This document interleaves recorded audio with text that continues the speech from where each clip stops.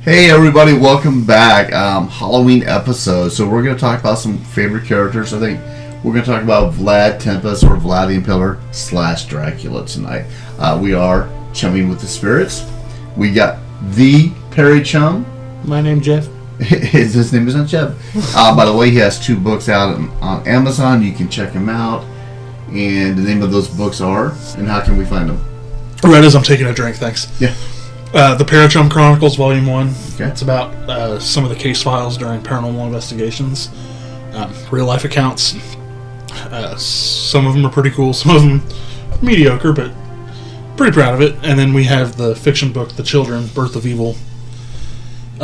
Which I have not read yet. I still need to read that. You want to grab him, Jeremy, so we can and show him on the camera, or I can post a picture of him. I guess you don't have to get up. I feel bad about that now. No, don't feel bad. I mean, let's work the man. The Children is about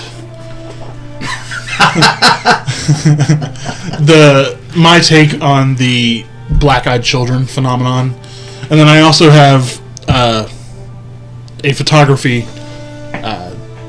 I guess you would call it a coffee table photo book. Done very well. Because I like photography, and that's one of my hobbies. But yeah, there's representations of all of them.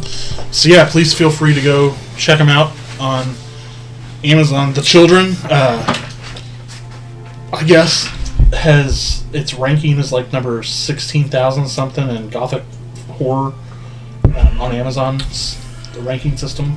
Really? So that's phenomenal. I haven't sold a single copy, but I don't know how. So I don't know how I got that ranking.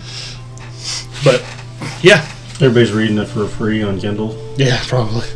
So great stuff, and we're proud of Larry for doing that. Matter of fact, I think in the near future, this winter we're all going to be collaborating on a book together. Well, so we're really excited about doing that. I've already written one. I just need to, as a screenplay. Yeah. Just need to rework it a little bit. And then we talked about maybe doing a collaboration on joint experientions and and also like nightmare tales, like short stories, short horror stories. Which I'm really excited about that.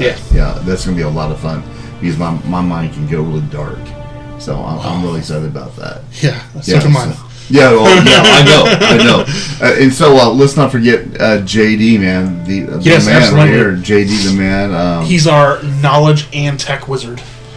I do what I can. He can cast fireball, and he isn't a real wizard. And and to JD, he's really good at keeping us grounded. Yeah, he is. So when I can't explain, it's hard. Really hard. When I can't explain myself, JD steps in for me and explains. And when myself to you. And when I go down between OG and Larry. Yeah, when I go down rabbit holes that make no fucking sense, JD's like, I know what you're trying to get at.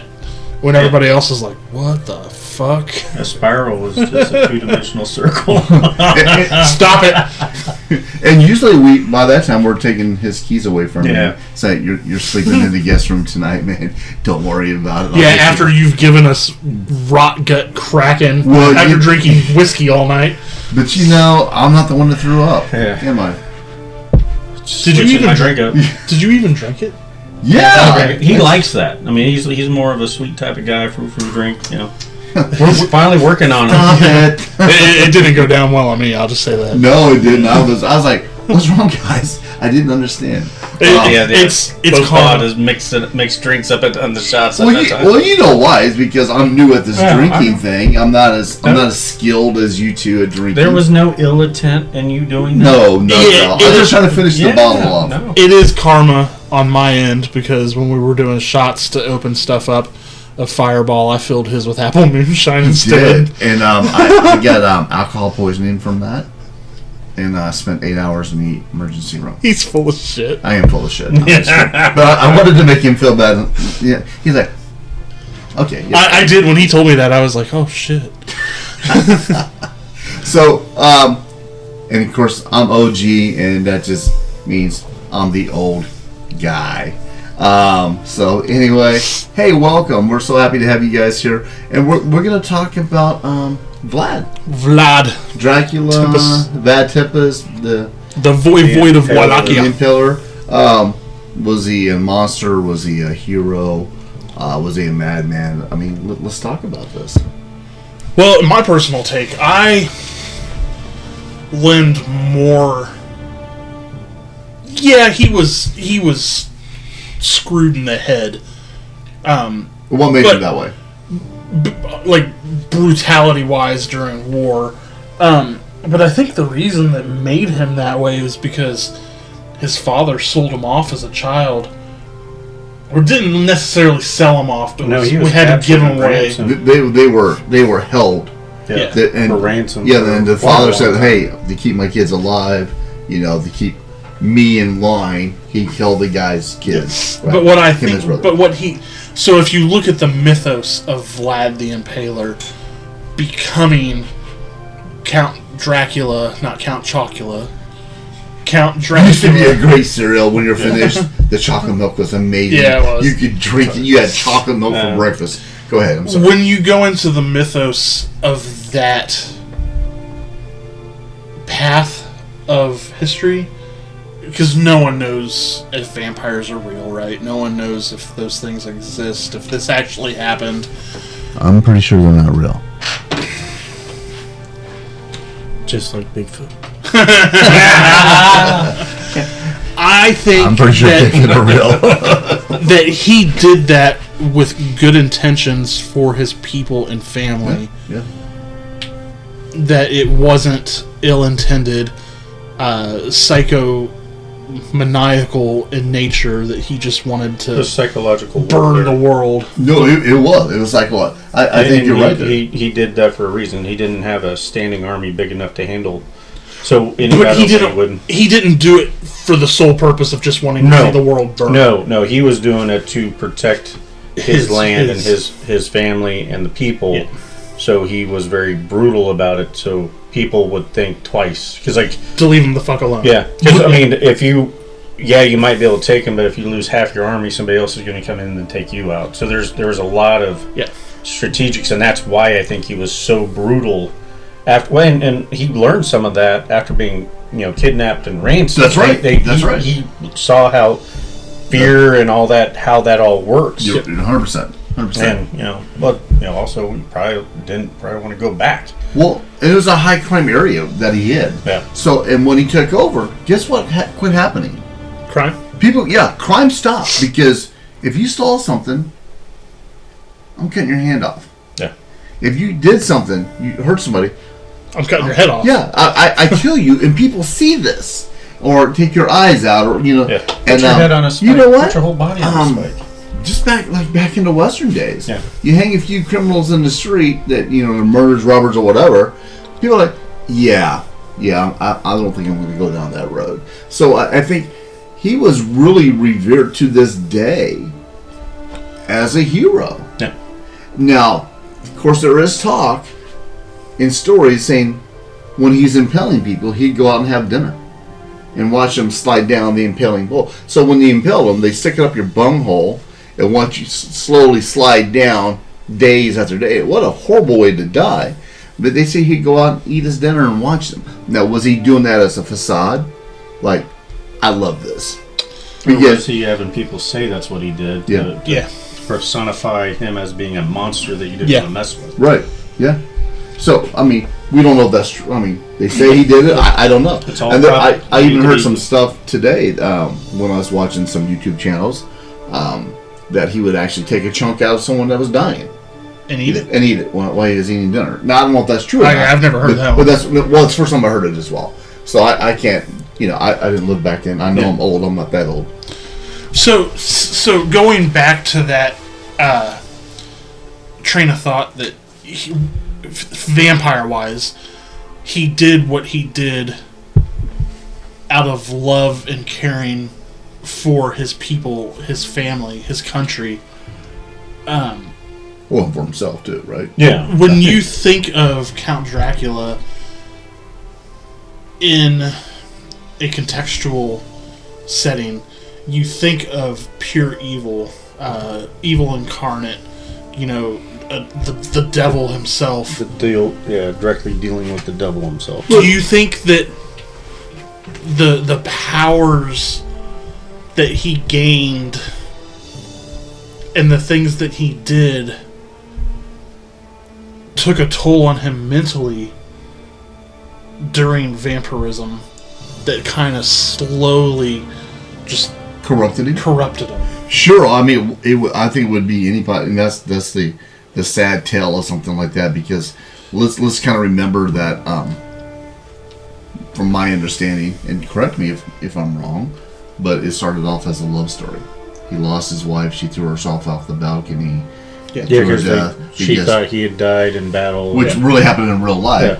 Yeah. But and so and his son was taken away. so he's looking for that person, and he finds that girl that is the reincarnation Yep. of his wife, and he goes after her. So it's kind of a love story too, but he's so twisted and from the dark powers, if you will. Well, and then the fact that he realizes that no one can love such an aberration. I don't even know if that's the right word, if that even is a word. Well, it's a Abomination. That's what I was thinking. Abomination's fantastic, but the aberration is like an apparition. And that led more towards the spiral of darkness, realizing that he has found the reincarnation of his one true love, but realizing that she will never accept him because of what he's become. Until he turns her, right? So Well, no, because in the mythos, even after she's been turned, she, from what I've read, I don't know if it's true or not. No, it's true. It's fictional. Fiction. Thank you. Jesus Christ. Whiskey is now kicked in. For turning her, Oh, she resents him even more, and tries to push away from him even more, because she has now been turned into something that she fears and Similar to the Bride of Frankenstein. yes, exactly. Yeah, so Sees it still as a monster. I don't know. I'll have to read the book again, but from the movie Bram Stoker Dracula, she falls in love with it. She realizes this is her long lost love He's as well. able to make her start remembering. Yeah, and not to get off subject, because we're talking about Vlad Tepest, the badass whatever guy he was. If you're looking in gaming, you can look at Barovia, a dungeon campaign called Ravenloft, Yep. and it's basically this guy's always looking after the reincarnation of his wife, and every time he finds her, she dies. And 100 years later, 200 years later, he goes through the same cycle over and over and over. So, but it's a sad story, but I think you nailed it. Literally nailed You it. did nail it. But I think you did a really good job there, saying, is it the corruption of what the powers turn him into something so evil that he can't see that? Absolute power corrupts absolutely. Yeah, I mean we see that today, right? Yeah. I mean, you look at any figurehead in our country that has, I'm not just talking politics. Fear But is the path to the dark side. Well, there's some truth into if you think you're dealing with a monster, you may think twice about antagonizing that monster. Yeah, it's like, don't poke the bear. Yeah. And I think that's where a lot of from the real Vlad, that's what he was doing with the impaling and spiking people and all that. He was trying, probably even did the story of him watching and enjoying it because you don't know what that person would do. Yeah, it's like the don't poke the bear because the bear has sticks of his fucking own. well, not only that, but I don't want to be that guy. I don't want to die that way. Yeah. Or I don't want to be the guy with his hat nailed on his head because I didn't take my hat off when I bowed to the king. But I mean, Which are true stories. I mean, that actually happened. But I can also see that in a reverse role of a soldier seeing the exact opposite. That man, if I take this guy down, I'm going to be God. Because I've now just taken down someone that's Those not are so few. No, yeah. I mean, that's like not only that, but Troy. Who's behind him, right? Yeah. I mean, he's got so many people. Yeah. Well, but the movie Troy with Brad Pitt did a phenomenal job on that when he goes, well, I would hate to face that person, and he goes, well, that's why no one's going to remember your name. Right. Because very few people when push come to shove, are going to take that risk. And like you said, yeah, you could take him out and you could become this demigod of a person, but the reality of it is people have already tried that. You're literally seeing an army already impaled. Is it worth it? Because, I mean, the land wasn't very prosperous. It was very... Yeah, it was rotting, basically. Yeah, I mean, and he was dealing with it. So I think there's a lot of campaign propaganda that he was doing to try to secure his border, take care of his people, and all that. And then, you know, when Brom visited the area, you know, he learned some of the lore of it. Because, like, vampirism wasn't in that... It was more of almost like a demon possession, per se, because, you know, he could walk in sunlight. He was just diminished in power. So let me ask you this. Where in the Dracula lore does it explain the creation and lore of the bat and transfiguration and all that kind of stuff? Where does that come from? Powers of the creatures of the night, right? Yeah. So I'm not only just the bat, but the wolf, the rat, anything vermin. Yeah, he could turn into multiple type of animals. Part of the dark powers. Bunnies? No, they're not dark. Oh, I like where you're going with that, but no. They're not vermin. Monty Python. Yeah, no. Yeah. But yeah, swarm of bats, swarm of rats, wolf, and then, you know... Fog, yeah, mist. Take the form of mist and go through mind controlling capabilities. There's a myriad of stuff that you can do. And then you have to also look at the name Dracula, which is Son of the Dragon. Son of the Dragon, which is Son of Dracula, which was I believe it's just like a knighthood clan. Yeah. That his father was invoked in, and they became that, and then when he became ruler, he was Son of Dracula, which is where you get Dracula. So where does the immortality, the never being able to die, come from? Is that just a pact with the devil? Well, depends on which story, right? So if you do Barovia, yes, pact with the devil. But I think even in Brom's version, it is pact with the devil. Pretty much when he loses his wife, he snaps, right? Yeah, but he also has to consume blood. Right. To sustain that immortality. Well, and I think he did. He took that wine, and which I think there's another religion, something about drinking the blood, blood of Christ, or for sure. Everlasting life. Yeah. So I think there's some mingling in there. I know One's on the mortal plane, one's in heaven. So, but what a guy that took he took the true story of Vlad. And morphed into the story that it was, just from all the history of that, right? I'm more of a Frankenstein, what she did, not her show at 19, because this was all in the same time area. Yeah. So, but hopefully we will talk about Frankenstein. I think that we'll get to there. I hope so, because I just we kind of touched base about it last week a little bit about it. But so back to this great bloodthirsty warrior that was just unmatched on the battlefield. Part of his persona, right? I mean, he did end up losing his life. I think he was assassinated. Yeah, 4 or 5 guys, and they cut off his head and stuff like that. That's what they want you to think. Well, I mean, you go back in medieval times. Pretty much, if you took somebody's head off, they pretty much were dead. Yeah, and that's in the mythos and vampires and that. That's usually what happens. You can't put them back together. It was only recently that they started exploding. Yeah. So you're right, but I mean, and in Bram Stoker, after putting the stake through his heart, you have to cut the head off, or burn it, which was done. Yeah. Or both. Or both. Yeah. Don't remove the stake.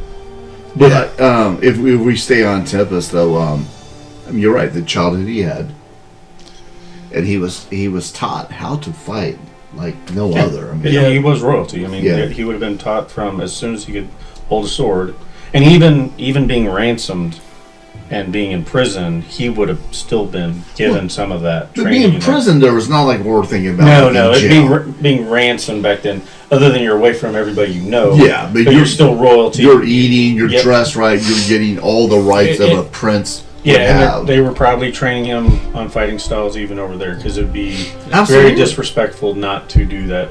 And he did fight with them, when he was over there as a young man, so he knew their battle tactics and everything else. So And probably picked up a lot of their mythos. Oh, absolutely. So use that to come back and go, oh, yeah, you know what really freaks somebody out? Shove a spike up their ass.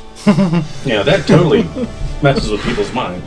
Yeah, unless you're into that. But there is a series I saw on, I believe it's Netflix, about Vlad Tepest. And it's like, I think 6 or 7. They're like hour and a half long each. And they're just, it's about his growing up with Ottoman Empire and how he was, you know, I really, and I know I'm sounding pretty drunk now, I would really come to you guys and say, watch it. It's worth your time to watch. It's actually done very well. And I want to say to everybody that's watching, I know we're not, and we haven't gone into the whole lore of Dracula and all that kind of stuff and all the spin-offs and all that stuff associated with that. We wanted to talk about the actual person, Vlad Tepest. So we did stretch away from that a little bit. So little bit. That's probably my fault, and I apologize for that. Just the fictionalization of the characters. And I just want to make sure people understand that. The drop of truth in the story of what really sparked. Yeah. Because his history is what really Bram Stoker took and went, okay, I'd make this even more fantastic of a monster that was there. You know, and they still celebrate him today. I mean, a beautiful cast. Yeah. Well, definitely would love to go there one day. Bucket list, right? I mean, and I know there's 3 young men from Kansas that are out on YouTube right now that I'm just would love not only meet you because you guys crack me up, but you look like 3 young versions of us, and I love just the carefree attitude. And they're there. They're there. They're going through Hell Week, and that was they're staying the night at the Brown Castle. Like when you say Hell Week, like fraternity? I don't. Well, that's what they call it. I think it's part of their series, right? Yeah. They're doing. I'm just like, man, like fraternities in my day and never sent people to fucking Romania. Well, no, they don't have that kind of money. But I think they're from Kansas, so maybe they have money. I don't know. They drank Natty Light when I was in college. That is hell. Yeah, that is absolute hell. They didn't have to send you anywhere. And Mad Dog 2020. So there's a thing called stair diving with Natty Light. You fill up a baby pool full of beer, and you have to get in line. By the time you get top of the stairs, you have to slam the whole thing in beer, and then you jump into. So not only are you pounding beer, but you're bathing in it. And talk about Did you ever do a case race? a case race. Each person gets a case of Busch or Natty Light, and the first person to finish wins. That's beyond my scope of abilities. By the 7th beer, if you don't fall down the stairs into the pool, you're a stud. So anyway, usually after 3 people are missing the pool. 3 beers? Well, you're bathing in it too, Larry. You gotta chug them, man. You're pounding them, and then you gotta jump down the stairs into the pool. A pool of beer. Full of beer, filled full of beer. Your whole body's just, okay. We're getting off subject. Yeah. I apologize. No, let's talk more. Why? I don't have anything more. So, Grey Warrior. Was he a hero? Was he a monster? Was he a psychopath? He was the original anti-hero. Wow, you know what? Technically, you might have something there. You may there. actually have something there because he was the original Venom, or original. Well, the first one would be Wolverine, right? He's an anti-hero. Mm-hmm. Well, absolutely. No, I didn't. Heroes usually don't kill. What do you expect? Heroes usually don't kill people. Them Canucks, and he doesn't play hockey. So. It's not a war crime the first time. Yeah, I just. No. I like. What do you think? I mean, honestly, JD? I would have put him more as a Punisher because he definitely was punishing anybody that came over into his lands to instill fear. I mean, that's like I said. I think he was he was. It's still considered a folk hero back then because all the monstrous things that he did that they have records of was all done to keep his area safe. I mean, there's, they say, And there's a lot of betrayal back then, right? Oh yeah. And when you were talking earlier, not to bounce back, but I want to bounce about what you're saying. Why didn't someone just take him out? Like, hey, I can stop all this. Well, there probably was people that were trying to. there was so much corruption back then. Yeah. Everybody was Well, I trying mean, to- like he finally did. I mean, his cousin, his brother. Yeah, I mean, well, it took 5 people to finally take him out. And that's what people don't understand. Like back then, royalty actually meant something. Because like peasants and that didn't have the money to have good swords, let alone get Or a sword horse. training. Having a horse is like having a Ferrari today. Yeah, yeah. So if you, I mean, he was horseback trained. He could fight off a horse. He could. I mean, it would have to be people of royal lineage. I mean, trained as knights or trained hand to hand to take somebody out like that. People don't understand. Like back then, he would have had armor that 90% of the peasants wouldn't even have something that could penetrate. They couldn't. First of all, they couldn't afford a sword. Yeah, more or less armor. so they're going to try a knife. They're going to try. I mean, if they're trying to. So when you're talking about, he eventually did get killed, but I believe the stories he took, it was 5 assassins, and but in the woods by a pond, which I think they call Devil's Pond. I'm not sure if that's the name of it, where he bled into, and that, by the way, that's the only place where water is at that you can find water, and it's never dropped down. They have no idea where the water sources come from, but his blood corrupted that pond, stuff like that. Something else, those 3 kids I was telling you about, kids, teenagers, or whatever. Like a pond of eternal life or damnation. I don't know, but the water's still there. Yeah. They were out there, and they took a bottle of that water and went to Brum Castle. They tried to summon the spirit of Dracula, which I didn't get that far. I started falling asleep. So Yeah, that makes perfectly smart sense. that's something you would do, Larry. Oh, I would. That's absolutely you. Yeah, 100%. So, no, I think you're right. I think the guy was a war machine. He understood strategy, war, could handle himself. He'd have to, and I mean, to endure after all the not because it just. I mean, he was a legend. When Bram visited that area of at that time, I don't even think it was Transylvania at the time, because it was like Croatia, Romania. So I mean, it kept up to that point. I mean, that was probably 800 years after. Yeah. So, well, and back to you. Why didn't someone take it out? I'm still trying to get back there, because you don't know who's in league with who. You're like, hey, we're gonna take this guy out, and me and JD, we're buds. Right, I love JD. He's like a brother to me. It's like, okay, we're gonna take Larry out, but I don't know what he's saying to you. So if I say that, I better be damn well. You better be 100% sure, because you might be like, hey, I'm taking care of JD. I'm fishing money. I'm taking care of his lands, his money. It's just got dark. Yeah, he can. Well, you know what I mean. Quit being that way. And JD, like his own brother. And JD's like, hey, dude, you know, Dave's he's gonna smoke your ass. You really, And you're going to get, he's going to have lieutenants behind him, he's going to have people in power behind him. So that's a tough thing to do. You can't just go out and take someone out like that. Yeah. Because, well, then you also don't know what's going to. And if you do it, you're probably the next target. Yeah. Right? Because if they think that area is weak, then somebody's going to pounce. And that's the whole point of that, was with as much terror that he was instilling. If you tried to take out his area and took major casualties, you would be the next victim. It wasn't worth the loss, and that's what he was trying to portray to everybody. Yeah. Because if you wanted to, you're gonna look out the window and see this dude being impaled, and you're like, I'm not even gonna take the chance. I don't want even any part of that. Because if you don't want to be known as the guy that took that person out, you'd have to try to assassinate him. Yep. First of all, can you take him? You're gonna have to act alone. If you don't want to be known, sleep unarmored, protected, and there's not like it's not like he doesn't have night, guards or anything else there. Not to mention the supernatural powers of the night. Well, eventually that happened per book, and some of that may actually be because of his fighting techniques. I mean, the fact that he was, a monster. Like you see certain people, like there's certain people out there.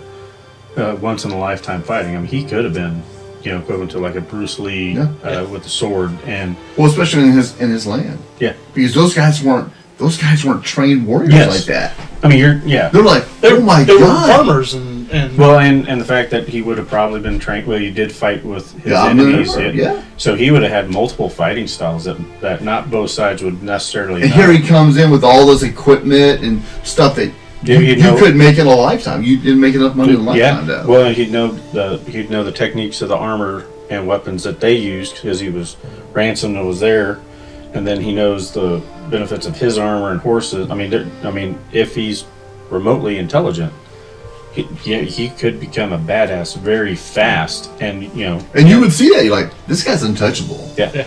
Right, and by the way, Almost supernatural. Those guys who didn't tilt their hats off, they just had their hats nailed into their head. I'm not jacking with this guy. That's terrifying. I mean, that's terrifying. Larry, you'd be terrified. You wouldn't want to say, "Oh, I need to take this guy out for the good of humanity." You're like, "I'm just going to stay as far away from this guy I can. Give me my donations of crops when he needs it, and I'm cool." He's making sure no one's attacking me. I think I'm okay. Yeah, we're gonna be good. You want extra carrots? Here you go. Get some extra carrots for you. Be safe out there. Don't get impaled. Unless you're into that kind of thing. I'm just Probing. yeah. Whoa. What's so funny to me? Okay. Yeah, everybody Thanks, knows. everybody. Have a great See you night. next Thank time. you.